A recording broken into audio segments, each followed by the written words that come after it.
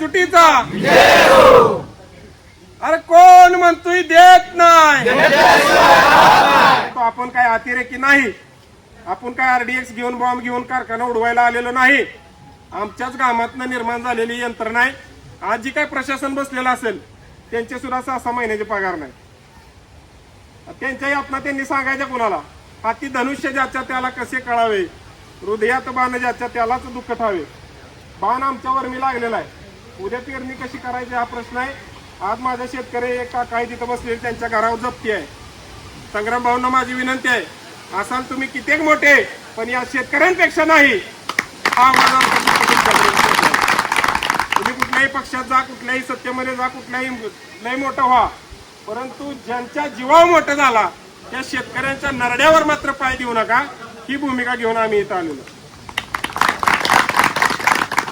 या संघटनेचे तालुका अध्यक्ष दत्तू काका गारगे आहेत. याच गावचे आम्ही नागरिक आहे. दुर्दैव आहे की आमच्या गावात तुम्ही एवढ्या याचिकासारखं येऊन एवढ्या लांबून आम्ही तुम्हाला न्याय देऊ शकलो नाही आजपर्यंत.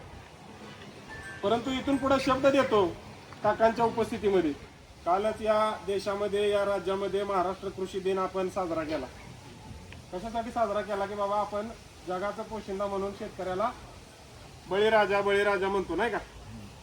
मग आता या बळीराजाने आज बघतायत आपले टोपी घातलेले जुने जाणते सगळे, अगदी केस पांढरे झालेले सगळे शेतकऱ्यांपासून ते अगदी नवतरुण तोंडावर नुसतंच मिसरूड फुटलेले काही कार्यकर्ते शेतकरी या ठिकाणी बसलेले.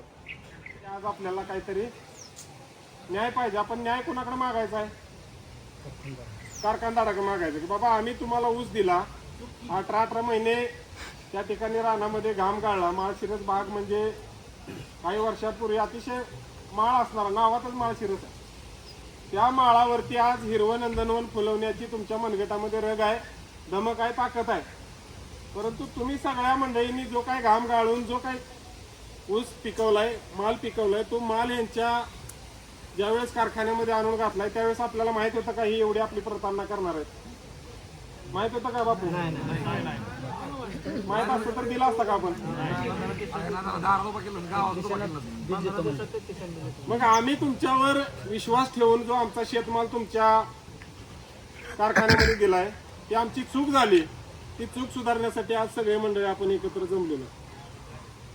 बरं, कारखान्याचा ऊस देताना आपण 3300 रुपये देणार म्हणून फुटबॉल असतील किंवा त्यांचे कारखान्याचे ॲग्रिकल्चर ऑफिसर असतील, जे कोणी असतील, त्यांनी सांगितलेल्या दरावर विश्वास ठेवून आपण सगळ्या मंडळींनी शेतमाल या ठिकाणी घातलेला आहे. सीझन आलेला आहे. तात्काळ आपल्याला इंडिव्हिज्युअल शेतकऱ्यांच्या खात्यावर पैसे मिळावे ही प्रामाणिक आणि नैसर्गिक न्यायाची भूमिका आहे.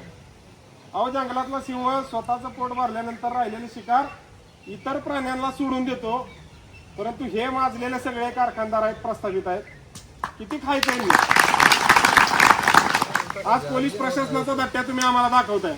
ठीक आहे, सरकारमध्ये आहे, तुम्ही ऐकणारी यंत्रणा तुमची आहे, पण त्या पोलीस प्रशासनाला किंवा माझा आवाज ज्यांच्यापर्यंत, प्रशासनापर्यंत, कारखान्याच्या वरिष्ठ अधिकाऱ्यांपर्यंत पोहोचतोय त्यांना देखील माझं सांगणं आहे की तुमच्याही ताटात येणारं अन्न हे शेतकऱ्यांना पिकवलेलं अन्न असतंय. आज माझे हे सगळे शेतकरी सकाळपासून उपाशी तापाशी तुमच्या दारामध्ये बसलेत. आम्ही या गोष्टीचा जाहीरपणे निषेध करतो. लवकरात लवकर या सर्व शेतकऱ्यांचे, माळशिरस परिसरातील बोरडवाडे असू द्या किंवा आसपासचे खोडद असू द्या, जी काय खुडूस आणि या परिसरातली सगळी गाव आहेत, त्या गावचे सगळे शेतकरी आहेत, त्या सगळ्या शेतकऱ्यांचे तात्काळ जी काय रक्कम आहे ती मिळावी. तुम्ही 2800 वगैरे रुपये सांगाल तर ते आम्हाला मान्य नाही. उरलेल्या पैशासाठी पुन्हा तुमच्या दारात 4दा यायला आम्ही मोकळं नाही. बरोबर? पैसे घेतल्याशिवाय आज उठायचं नाही. आम्ही देखील तुमच्या सोबत इथं बसणार आहे. जोपर्यंत पैसे मिळत नाही तोपर्यंत आपण आज इथून उठायचं नाही. मग त्यांना काय यंत्रणा लावायची ती लावू द्या. आणि काचच्या बंगल्यामध्ये राहणाऱ्यांना दुसऱ्याकडे बोटं दाखवायची नसतात. आज जरी तुम्ही सत्तेमध्ये असाल तरी ही सत्ता शेतकऱ्याच्या जीवावर आलेली आहे. सर्वसामान्यांच्या मतामध्ये, विचारामध्ये ताकद आहे, पण सर्वसामान्य शेतकरी एक होत नाही. आज शेतकरी म्हणून तुम्ही सगळे इथं आला, बरोबर, पण इलेक्शन आल्यावर प्रत्येक जण आपापल्या पक्षाचा कार्यकर्ता होता. ही दुर्दैव आहे. आणि मी सुद्धा शिकलेलो आहे. दिल्लीला ग्रॅज्युएशन, पोस्ट ग्रॅज्युएशन करून इस्रायल, सिंगापूर उच्च शिक्षित झालेला शेतकऱ्याचा पोरगा आहे. परंतु गेली 5000 वर्ष आपले पूर्वज शेती करतायत, तरी आज आपल्या अंगावर घालाय चांगली कापडं नाहीत. ही दुर्दैव आहे आपलं। आणि मग हा प्रश्न सोडवण्यासाठी कोण बाहेरनं येणार नाही। आपला प्रश्न आपलं नेतृत्व उभं करावं लागेल आणि आपल्याला त्या ठिकाणी लढावं लागेल। जमलेल्या सगळ्या तरुण मंडळींना माझी विनंती आहे, आज माळशिरस भागातले पैलवान नामवंत महाराष्ट्रामध्ये नव्हे जगामध्ये ख्याती आपली भागाची। मग एवढ्या प्रतिकूल परिस्थितीमध्ये कष्ट करून आपण जी काय कमवलेली इज्जत असेल, जे काय मान सन्मान असेल, तो असाच वाया जाऊन द्यायचा नाही। आज प्रेमानं ऐकलं तर ठीक आहे, नाहीतर 10,000 शेतकऱ्याची तर निवारण पोरं घेऊन आम्ही तुमच्या रस्त्यावर येणार आहे। आणि कसं तुम्ही आमचा दर देत नाही ते बघू। कारखाना चालवायचा म्हणजे काय सोपं वाटलं का? नाही आम्ही ऊस घातला तर काय एरंड घालचाल का कारखान्यामध्ये? हे आपल्याला तिथं सांगावं लागेल।